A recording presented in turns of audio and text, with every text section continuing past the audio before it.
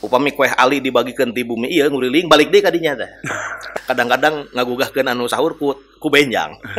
Ngamalkeun Sunda teh ngamalkeun Islam teh ngamalkeun Sunda. Aya di Canak jamu mah geus kahareup sebenarnya mah. Rawel rada kaluhur cek ajengan ieu mah jamu mah lain jamu sia cenah. Ya kita kalau misalkan jujur mengatakan cinta tanah air kan tanah kita sudah sempit, bahkan dikuasai orang. Kemudian cinta airna oge kan geus dibeli ku batur. Urang malah kudu meuli. Kan ajaran kudu cinta aspal pan teu aya. Geus teu bisa naik kalapa-kalapa acan. GoFood we Mas. GoFood we. Bisa tah di WA setang urang hadap sekalian. Lamun hayang boga ajian kudu lulus ujian. Lamun hayang boga peurah kudu daek peurih. Kudu daek kudu cileuh kentel pejit. Nampak dari wajahnya min asari sujud, bukan min asari bedak.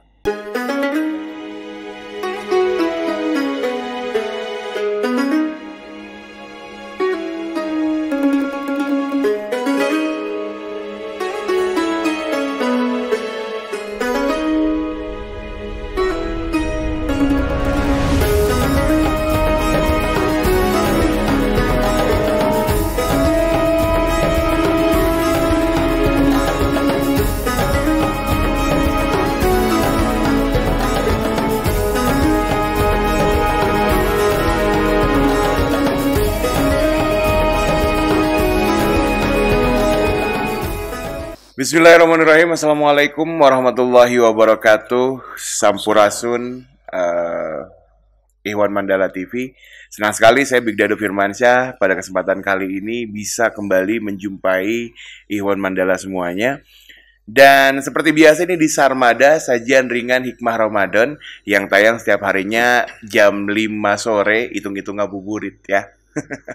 Dan kali ini saya sengaja, kalau biasanya kalau nggak berpeci, saya memang tidak menggunakan penutup kepala, tapi hari ini penutup kepala yang saya gunakan spesial karena saya menggunakan ikat. Dan ini berkaitan dengan narasumber kita yang sudah hadir bersama kita kali ini. Ada Kang, saya bilangnya Akang ya, tidak apa ya Kang ya? Iya. Kang Tata. Assalamualaikum Kang. Waalaikumsalam warahmatullahi wabarakatuh. Sampurasun.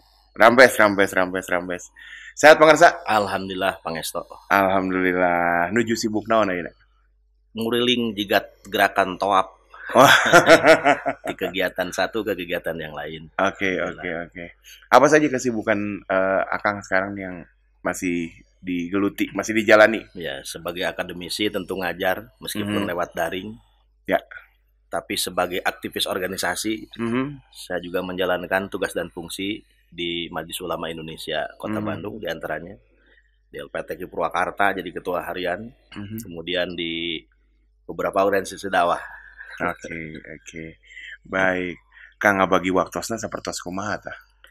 Ini saya anggap bukan sebuah kegiatan yang menjadi beban, tapi sebuah seni hidup yang saya ikuti iramanya. Ya kalau iramanya keras ya keras juga, kalau iramanya melankolis ya mellow juga. Sehingga saya rasa filosofi dari Tawab tadi itu memang 7 putaran tidak berhenti-berhenti. Itu kalau diimplementasikan dalam kehidupan, maka kata Iqbal statis adalah tandanya mati. Kalau di belakang kita ditinggalkan orang, kalau terlalu depan kita ditabrak orang. Hidup itu ketika bisa memanage waktu, bisa bergandengan tangan ternyata dengan siapapun. Oke. Dan ini nampaknya filosofi yang juga bisa diterapkan oleh teman-teman mahasiswa ya. Insyaallah. Ya Kang ya. Karena memang juga ada beberapa teman-teman itu yang kerjaannya cuma kuliah kampus. Kuliah kosan gitu ya. Itu berarti tidak melaksanakan filosofi tawaf, tapi filosofi wukuf. Wukuf itu singkat sekali itu. Tidak boleh lama-lama wukuf. Betul. Jadi yang ingin cepat-cepat begitu nampaknya ya. Kang, kita sudah ada di pertengahan menjelang akhir Ramadan ya. Ini ada yang menarik karena Kang Tata juga termasuk yang concern pada kasundaan ya Kang ya. Insyaallah. Nah, Ramadan dimaknai oleh orang Sunda itu sebetulnya seperti apa? Ya, pertama orang Sunda memahami Ramadan itu tamu agung. Maka begitu datang bulan Ramadan, aya istilah mapag Ramadan, munggahan atau unggah. Setapak demi setapak melangkah, kemudian naik netek teraje nincak hambalan. Dan orang Sunda punya ajaran kudu balabah someh hadeka semah. Ramadan ini tamu, Ramadan ini semah, dan harus disambut dengan balabah, someh. Apa ekspresinya? Ekspresinya dengan 3 hal. Yang pertama, tanda kebahagiaan datang Ramadan itu dalam konteks munggahan biasanya menyiapkan segala sesuatu dengan cara bebersih. Bersih awak, bersih imah, bersih tempat ibadah, jalan ke dibersihan. Bahkan kalau dulu karena pagar itu terbuat dari kayu atau bambu, jika sudah lusuh itu biasanya dicat dalam rangka mapag Ramadan. Kemudian someh hadeka semahnya itu dibuktikan dengan menguatkan hablum minanas dengan papada sasama. Biasanya keliling ke keluarga, anak pada orang tua, murid pada guru, bawahan pada atasan, bahkan ke tetangga sekitar. Biasa juga mengamalkan ajaran tahadu tahabu, saling berbagi makanan. Oh iya. Dan makanan yang dibagikan itu, Kang Bigdado, yang dibagikan itu makanan-makanan kering serta olahan sendiri. Bukan makanan olahan orang lain, apalagi hasil impor yang dihasilkan dari tanah dan air Sunda. Apa yang dihasilkannya? Dia akan berbagi makanan, misalkan opak, ranginang, gegeplak, kue ali. Karena akar kalapa itu sudah era modern ya. Itu dibagikan makanan-makanan yang keras, dan ternyata itu bisa digunakan selama bulan Ramadan, baik ketika berbuka puasa ataupun menu ketika mau menjelang sahur misalkan. Bisa dianggap sebagai ngabekelan Bang Intan. Ngabekelan. Ya. Itu berbagi ya, tradisinya berbagi. Sampai upami kue ali dibagikan ti bumi ieu nguriling balik deui kadinya teh. Coba bagaimana tidak indah seni beragama di kita itu. Betul. Nah, apalagi masalah yang ada hubungannya dengan ilmu Ramadan, karena datangnya setahun sekali, maka ilmu-ilmu yang berhubungan dengan amaliyah selama bulan Ramadan itu diajarkan betul di pesantren-pesantren, di masjid-masjid, di madrasah-madrasah. Di kawitan cara abdas lebat kasasih Ramadan, doa-doa untuk berbuka puasa, doa-doa untuk sahur, prak-prakan sholat taraweh itu diajarkan. Bahkan doa untuk zakat fitrah diajarkan. Jadi itu cara dan ciri budaya Sunda dalam memasuki bulan Ramadan dalam konteks balabah someh hadeka semah. Mapagna etanya. Mapag bulan Ramadan. Nah, ada tradisi juga botram apa itu juga salah satu cara mungkin ya. Kang, dalam bahasa Sunda botram itu papahare. Papahare itu satu sama lain saling membawa makanan, tapi di tempat yang sama. Jadi papahare itu tidak ada yang konsumtif, semuanya produktif gitu. Jadi misalkan ada 10 orang, 10 itu bawa makanan. Berbagai jenis makanan, jadi kalau ada 10 orang berkumpul, maka 10 orang itu berkontribusi membawa makanan yang berbeda dan dimakan di waktu yang sama, di tempat yang sama. Disebat ke urang Sunda mah papahare. Botram suruh bahasain nama. Ya, tapi ada juga yang kemudian mungkin untuk ini ya, untuk lebih ringkas gitu aja. Jadi ngajak makan kemana, sebenarnya orang makanan di mana. Padahal esensinya adalah yang tadi ya, saling berbagi, saling mencicipi itu. Nah, kalau tadi mapagnya, sekarang dalam di bulan Ramadannya sendiri seperti apa itu? Ada keunikan yang khas, Kang Lado. Kita itu kalau berbicara teori besarnya relasi agama dan budaya, atau kita turunkan agamanya Islam dan budayanya budaya Sunda, ada 3 relasi. Relasi yang pertama, relasi dengan paradigma integralistik, penyatuan agama dan budaya. Ini relasi air dengan air.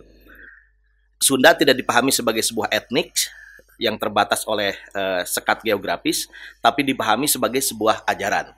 Dan Islam juga dipahami sebagai sebuah ajaran. Nah, antara ajaran Sunda dengan ajaran Islam itu ketika disatukan, ada gray area, ada persamaan. Ada irisan. Ada irisannya. Misalkan ajaran balabah someh hadeka semah. Itu identik di hadis itu, mangkana yu'minu billahi wal yaumil akhir fal yukrim dhaifahu. Siapa yang beriman kepada Allah, beriman kepada hari akhir, muliakanlah tamunya. Kemudian Sunda teh kudu hade gogog, hade tagog. Hade gogog itu bagus berbicara. Mangkana yu'minu billahi wal yaumil akhir falyakul khairan aw liyasmut. Siapa yang beriman kepada Allah, iman kepada hari akhir, berkata yang baik atau diam saja. Kemudian hade tagog. Allah itu tampan, menyukai yang tampan-tampan. Jadi orang Sunda teh sering diartikan suka dandan dalam rangka memperbaiki penampilan sebetulnya. Karena semua orang juga menyukai penampilan yang baik. Nah, yang kedua, paradigmanya air dengan bejana. Jadi Islam dipahami sebagai sebuah ajaran, Sunda sebagai sebuah bejana yang siap dimasuki oleh oleh ajaran tadi. Maka fleksibilitas Islam sebagai rahmatan lil alamin itu nampak. Ketika masuk ke Sunda itu beradaptasi dengan kearifan Sunda. Tapi ketika masuk ke Eropa ya beradaptasi dengan kearifan yang ada di sana. Di Saudi juga demikian. Nah, jadi Sunda mewadahi ajaran Islam ya secara penuh dan utuh. Tapi Islam masuk juga tidak merusak bejananya, itu yang indah. Sehingga budaya dan tradisi tidak hilang dan itu tercermin dari berbagai kegiatan keagamaan. Seperti Ramadan. Ramadan ini kalau puasanya sama, dibatasi oleh imsak dan iftar waktu adzan. Hal itu sama. Tapi ketika membangunkan imsak, pani urang mah aya tatabuhan. Leres. Kadang-kadang ngagugahkeun anu sahur ku benjang. Leres. Nah, kemudian yang ketiga, relasi bejana dengan bejana. Ini disebut dengan paradigma sekularistik. Pemisahan antara dipahami Sunda itu sebagai ajaran bumi, kemudian Islam sebagai ajaran langit yang diturunkan oleh Nabi, maka menyatukan keduanya sesuatu yang tidak mungkin. Ini paradigma sekularistik. Yang Sunda anti-Islam, yang Islam anti-Sunda. Nah, itu ada dua periode Sunda. Ada periode Islam, periode Sunda yang Islam, ada periode Sunda yang belum Islam. Kalau dalam istilah saya, ada periode Prabu Silih Juntrungkeun, aya Prabu Kiang Santai. Periodenya itu. Nah, kita ngambil dari Prabu Kian Santai. Era Kian Santai Sundanya. Ya, betul. Nah, di antara yang tadi perumpamaan tadi ada air dengan air, air dengan bejana dan bejana dengan bejana. Kalau yang bisa menggambarkan kondisi hari ini yang mana, Kang? Tiga-tiganya jalan, saya rasa masih beriringan. Jalan. Ya, sebenarnya teori itu kan sering dipakai untuk menggambarkan paradigma agama dan negara biasanya. Nah, ya, jadi paradigma integralistik, sekularistik, dan simbiotik itu berjalan beriringan. Kita tidak bisa menutup mata bahwa Sunda yang rabun jauh dari Islam juga masih ada. Oke. Nah, kemudian tapi Sunda yang berislam, yang mengakomodir atikan Islam juga ada. Nah, kemudian ada yang menyatukan juga sampai menyimpulkan ngamalkan Sunda teh ngamalkan Islam teh ngamalkan Sunda. Ada yang berprinsip seperti itu. Nah, dulu Amandang Saifuddin Ansori nyebatkeun antara Islam jeung Sunda teh sanapas. Ketika menyebut Islam artinya menyebut Sunda, ketika menyebut Sunda artinya menyebut Islam. Kalau Pak Ketua Umum Paguyuban Pasundan, Prof. Didi Turmudi, menyebutnya relasi Islam dengan Sunda itu jiga gula jeung amisna, jiga uyah jeung asina. Nah, hanya sekarang kita memilah kalau Islam dengan Sunda itu jiga gula jeung amisna, mana gulana, mana amisna. Margi sakur-sakur gula pasti amis. Tapi sakur-sakur anu amis cantang tu gula. Imutna Kang Dodo itu amis, tapi kan teu bisa kukuring make kopi dicampur, tuluy ditinyuh kan teu bisa. Nah, sehingga kalau begitu kita punya kesimpulan, setiap Sunda mestinya Islam. Setiap gula, nah Sunda itu gulana berarti. Amis itu Islamnya. Setiap gula kudu nama amis. Setiap gula pasti amis. Setiap Sunda kudu nama Islam. Tapi cantang tuh setiap Islam eta Sunda. Orang Sunda. Nah, Islam mah bisa sumebar kemana-mana karena Islam tidak termasuk agama etnik, tapi agama yang bisa dianut oleh semua etnik. Nah, kenapa setiap Sunda mesti Islam? Karena tidak ada alasan orang Sunda tidak berislam. Dari dulu orang Sunda itu sudah memiliki keyakinan spiritual, yakin bahwa dunia ini tidak tercipta dengan sendirinya, tapi ada yang menciptakannya. Penciptanya itu adalah Hyang Manunggal. Hyang Manunggal itu adalah konsep monoteisme Sunda yang manunggalnya itu disebut ketika Islam datang namanya La ilaha illallah. Jadi yang manunggal itu dat Allah Subhanahu wa taala, dat sifat af'al yang menciptakan diri. Karena ketika belajar filsafat barat misalkan, membahas tiga hal, Tuhan, manusia, dan alam. Nah, semuanya menggunakan paradigma filsafat itu mesti rasional. Tetapi aneh, ketika membahas Tuhan, mereka itu jadi tidak rasional. Karena punya kesimpulan, alam ini jadi dengan sendirinya. Itu kan kesimpulan yang tidak rasional. Betul. Karena, Kang Dodo, kalau kita mengatakan mic ini jadi dengan sendirinya, itu adalah kesimpulan yang tidak rasional. Tidak rasional. Pasti ada yang membuatnya, yang membuat mic ini. Nah, kalau punya kesimpulan dunia ini tercipta dengan sendirinya, tidak ada yang menciptakannya, itu pasti kesimpulan yang tidak rasional, dan itu bertentangan dengan prinsip filsafat yang mesti rasional. Nah, orang Sunda dulu sudah punya kian, dunia ini tidak tercipta dengan sendirinya, ada yang menciptakannya. Yang menciptakannya itu adalah Dat yang mono, itu yang satu. Nah, karena itu begitu Islam datang ke Sunda tidak terlalu mengalami kesulitan debat konsep teologis, karena prinsip-prinsip dasarnya sudah ada. Ketika Islam mengajarkan harus berbaik dengan alam, orang Sunda dari dulu sudah berbaik dengan alam. Ngajenan, ka lemah cai yang luar biasa. Maka nyaris tidak ada perlawanan begitu ajaran Islam masuk ke Sunda, orang Sunda mudah menerimanya tanpa harus peperangan. Gitu. Betul. Jadi kalau ada anggapan bahwa Sunda geus Islam saacan Islam datang teh itu Islam substantif. Islam substantif ya. Secara apa namanya tuh kehidupan budaya gitu pada saat itu juga memang sudah mengarah ke sana begitu ya. Dan orang Sunda itu dengan ketawaduannya dan ketinggian budi pekertinya, dulu kita mengenal istilah-istilah betul-betul lokal, tetapi substansinya sama. Misalkan sholat. Orang Sunda dulu, orang tua kita dulu tidak berani mengatakan sholat. Netepan. Wudu abdas. Mohon. Allah Gusti. Allah itu Gusti, bukan tidak berani menyebut asma Allah. Saking tinggi dan agungnya dalam keyakinan teologi Sunda, menyebut Allah itu asa teu pantes. Disebatna teh Gusti, Gusti nu Maha Kawasa, Gusti anu Maha Agung, itu dalam julukan, tapi dalam pelukannya itu Allah Subhanahu wa taala yang dimaksud. Nah, sehingga ketika menyebut asma Allah itu karena tidak sembarangan, begitu dianggap tinggi dan sakral, sekali-kali mengucapkan asma Allah itu sangat dirasa betul. Apalagi kalau bersumpah atas nama Allah, itu tidak berani melanggar sumpah pasti. Ka Kanjeng Rasul Nabi Muhammad SAW, urang ngayakeun muludan kanjeng. Tidak berani menyebutkan Muhammad SAW. Asa bedegong itu, asa songong itu. Ya, jadi memang ada idiom-idiom yang seperti itu ya, benar pisan. Puasa, saum, puasa kan. Puasa itu kan bahasa Sanskertanya upawasa. Untuk menyatakan dirinya tidak beragama, cukup dia sebutkan jauh ka bedug anggang kadulag. Karena orang yang beragama baik dan baik dalam beragamanya itu pasti dekat dengan bedug, dekat dengan dulag, artinya dia menjadi ahli masjid. Nah, dengan ketawaduannya akan mengatakan hapunten urang dia mah jauh ka bedug anggang kadulag. Nah, begitu. Artinya sedang menyatakan dirinya bukan ahli agama, bukan ahli pengamal agama. Nah, itu ketawaduan yang dibalut dengan atikan Kasundaan. Lalu ada paribasa lain kan. Sim kuring macam apa alif bingkeng acan ya. Itu kan sudah menunjukkan interaksi Sunda dengan ajaran Islam, khususnya huruful hijaiyah lah. Iya. Alif bingkeng dan alif lempeng.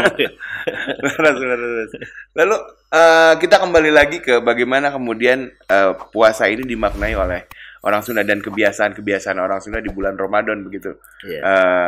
Kang, budaya lokal kita.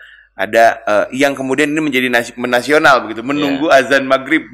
Disebutlah istilah ngabuburit. Nah, itu ada sejarah tertentu atau seperti apa Kang sebetulnya? Jadi ngabuburit yang akhirnya menjadi tren, jadi budaya nasional, istilah nasional. Maka saya sering mengoreksi, tidak usahlah kita sebutkan kearifan lokal.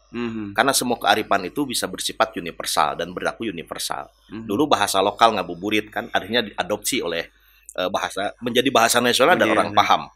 Gemah ripah repeh rapih yang kemudian silih asah silih asih silih asuh itu sudah menjadi bahasa nasional. Apalagi ya cara dan ciri ketika mengisi bulan Ramadan, yaitu diantaranya ngabuburit. Ngabuburit itu biasanya kalau dulu karena kita punya alam yang begitu kaya, jadi anak-anak di kampung yang santri itu kalau ngabuburit ngalah suluh. Ngabuburit ke kebon, ayan ngabuburit ke kebon waktu asar neangan jamu batuna diasupkeun kana saku, ayeuna tepan ngiringan sareng ajengan. Ajenganna rapih ibadahna teu nganggo lancingan. Begitu sujud jambu santri ngagulut tuh ka handap kana palangkakan ajengan. Da lamun diantep ngaganggu kana ingetan keur salat teu khusyuk. Cek santri mah lamun dicokot kana palangkakan imam ya teh. Akhirna mah dicanak. Aya di Canak jamu mah geus kahareup sebenarnya mah. Rawel rada kaluhur cek ajengan ieu mah jamu mah lain jamu sia cenah. model Pak ngabuburit nanti kadang-kadang kan nadom-nadoman di masjid, hal-hal yang positif. Nah, ironi memang sekarang Kang Big Dado, ngabuburit untuk anak-anak sekarang itu sesuatu yang tidak seindah dulu karena kita tidak punya alam sekaya dulu. Jadi kalau mau ke hutan tidak ada, mau ke pantai tidak ada, arek ngurek belut sawah oge geus eueuh kan. Sehingga apa yang dilakukan dengan fasilitas yang ada, motor misalkan, dan masih ada sarana umum itu berupa jalan. Jadi ngabuburit nanti kan ayeuna mah motoran. Berbeda dengan dulu, atau gadget di rumah begitu pasif. Nah, ini nineng kamasa nu geus kaliwat, kamangsa nu geus kaliwat, memang model ngabuburit baheula mah bisa nguseup di balong, bisa nguseup di walungan kan. Nah, rupi-rupi carana tapi komitmen menjaga puasanya. Tapi sebetulnya kalau merujuk pada hal itu gitu ya, masih bisa kita tidak gitu kita mengajak barudak urang ayeuna gitu untuk masuk kembali ke kebiasaan seperti itu. Beragama secara radikal itu saya rasa karena memang terlalu tekstualis dengan berbagai problem hidup dan kehidupan yang sangat mengikat, alam yang sudah tidak bersahabat, maka jangankan tidak beragama pun berpikirnya keras, berperilaku keras. Nah, sehingga kearifan-kearifan yang dibalut dengan kekayaan alam, hidup itu jadi beragama itu tidak jauh dari seni. Sehingga hidupnya menjadi fleksibel untuk hal-hal yang seni. Selain logika, etika juga estetiknya muncul. Nah, itu harus dibantu oleh sarana ya fasilitas alam diantaranya. Nah, bagaimana cara mengembalikannya? Ini perlu dua pendekatan. Pertama, pendekatan struktural, ya para pengambil kebijakan. Jangan terlalu banyak mendirikan gedung-gedung yang tinggi yang penuh dengan keangkuhan dan tidak bersahabat dengan anak-anak kita, anak-anak remaja kita. Hentikan juga pembangunan fasilitas-fasilitas yang terlalu orientasinya adalah keuntungan materi. Karena kita bukan pedagang semua. Tapi semua manusia ingin ada kebahagiaan dengan menikmati alam yang indah, bisa menghirup udara segar pemberian Allah, bisa melihat gunung menghijau berpayungkan awan, bisa melihat padi menguning tersusun laksana hamparan permadani, dan masih bisa menikmati indahnya ombak bergumul menghempas ke tepian pantai. Ketika indeks kebahagiaan ini meningkat, maka dia akan bisa berpikir jernih, dia bisa memiliki ide-ide segar, dan sebetulnya akan lahir sumber daya manusia yang berkualitas. Ketika rabun jauh dari alam yang sudah begitu miskin, ya kita kalau misalkan jujur mengatakan cinta tanah air, kan tanah kita sudah sempit, bahkan dikuasai orang. Kemudian cinta air, airna oge kan dibeli ku batur. Urang malah kudu meuli. Jadi kalau kita memahami filosofi harus cinta tanah air, tanah siapa yang harus kita cintai? Air siapa yang harus kita cintai? Dan siapa harus mencintainya? Karena kita sudah tidak punya air, tidak punya tanah kok. Kan ajaran kudu cinta aspal pan teu aya. Atau coran. Dan juga anak-anak, mungkin anak-anak milenial itu sejak lahir sampai usia berapa puluh tahun itu mungkin ada yang kakinya belum pernah menyentuh tanah langsung. Henteu wawuh jeung ledok na tanah di sawah atau di kebon atau di balong misalkan. Lalu cinta tanah airnya di mana?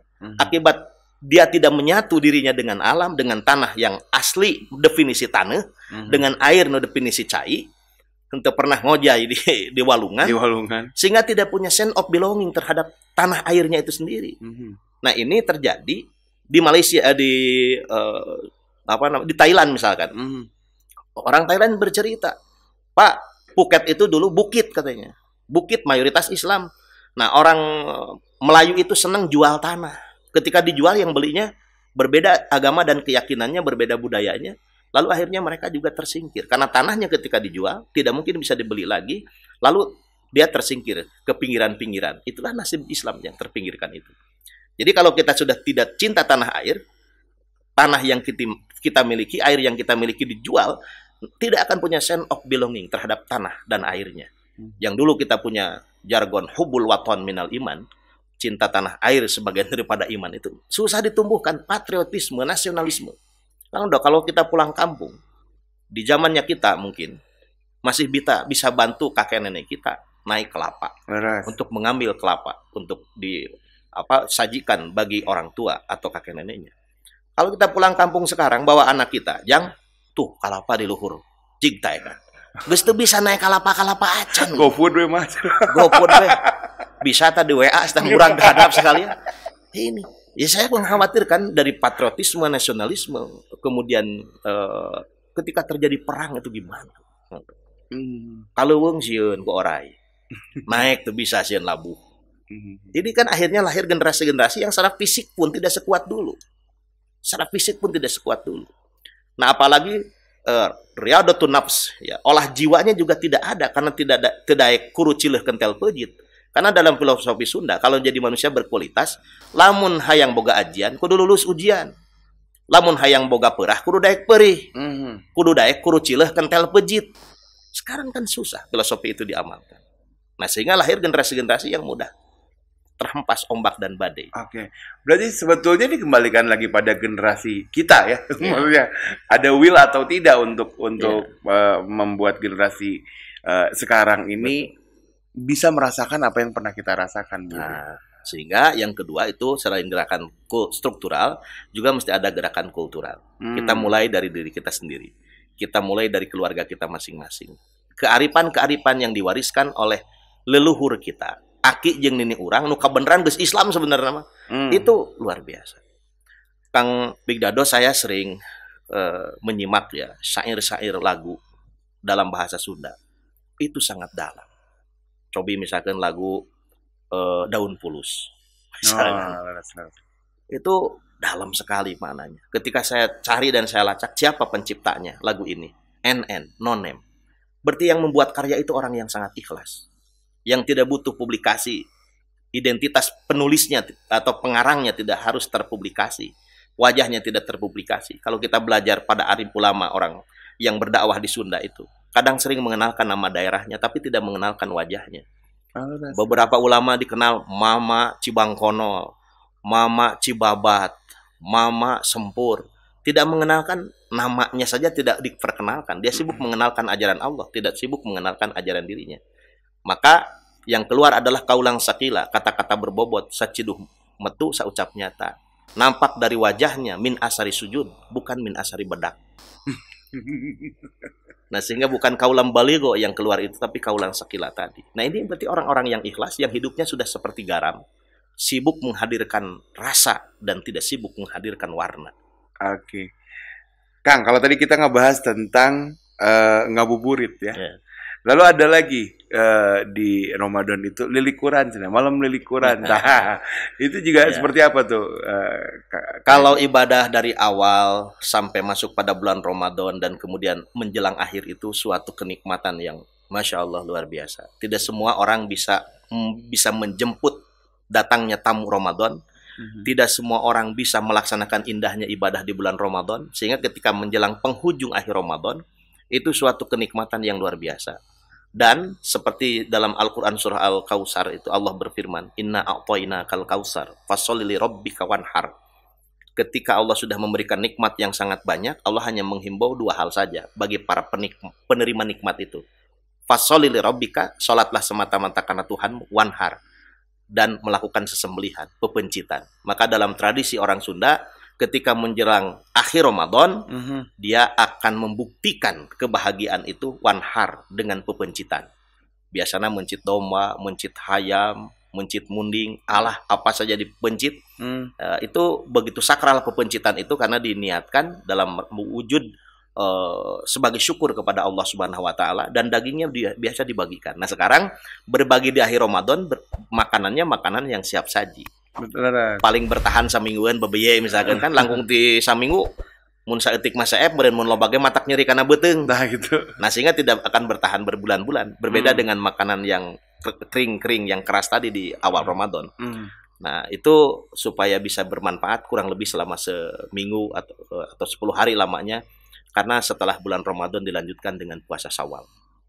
Begitu selesai Idul Fitri, hari keduanya sudah mulai puasa Syawal. Dalam tradisi Kesundaan, sarang gaduh bekal kanggo bukana, kanggo sahurna daging an hasil pepencitan dia. Itu tadi itu ya. Selain zakat fitrah tentu ya, berbagi kebahagiaan kepada sesama di momen akhir Ramadan sampai Syawal itu. Oke, baik Kang Tata, sebetulnya saya juga ingin berlama-lama, tapi memang waktu juga nih yang nampaknya harus segera kita akhiri. Ada yang mau disampaikan mungkin sebagai kata penutup di kesempatan kali ini? Ya, Selamat menjalankan ibadah Ramadan. Ibadah ini sangat istimewa karena melatih kecerdasan spiritualitas kita dan kedewasaan spiritual. Kita beribadah tidak karena siapa-siapa, tapi beribadah karena Allah. Dibuktikan dengan cara dan ciri, kita tidak berani sambil wudhu, sambil meminum air, padahal orang lain tidak tahu, dan kita sedang haus sebetulnya. Betul. Mudah-mudahan ibadah Ramadan 1443 Hijriah ini menjadi Ramadan yang terbaik, karena Ramadan yang akan datang kita hanya berharap menjadi Ramadan yang lebih baik daripada Ramadan sekarang. Mohon maaf atas segala hilaf dan kekurangannya. Wallahu muwaffiq ila aqwamit thoriq. Wassalamualaikum warahmatullahi wabarakatuh. Waalaikumsalam warahmatullahi wabarakatuh. Luar biasa, Ihwan Mandala TV. Perbincangan kita di kesempatan hari ini, kalau kata orang Sundanya mah mundel, ya. Tentunya ada banyak hal baru yang bisa kita dapat, ilmu baru yang kita bisa dapat. Dan semoga bermanfaat tentunya untuk semuanya. Jangan lupa jika video ini bermanfaat, Ihwan Mandala bisa share video ini, dan untuk yang belum subscribe, di-subscribe ya pastinya, dan memberikan tanda suka atau like dan juga komen di video ini. Dan saya ingatkan kembali untuk selalu simak Sarmada, sajian ringan hikmah Ramadan, setiap hari selama bulan Ramadan jam 5 sore. Saya Big Dado Firmansyah undur pamit. Wassalamualaikum warahmatullahi wabarakatuh. Cak Rampes.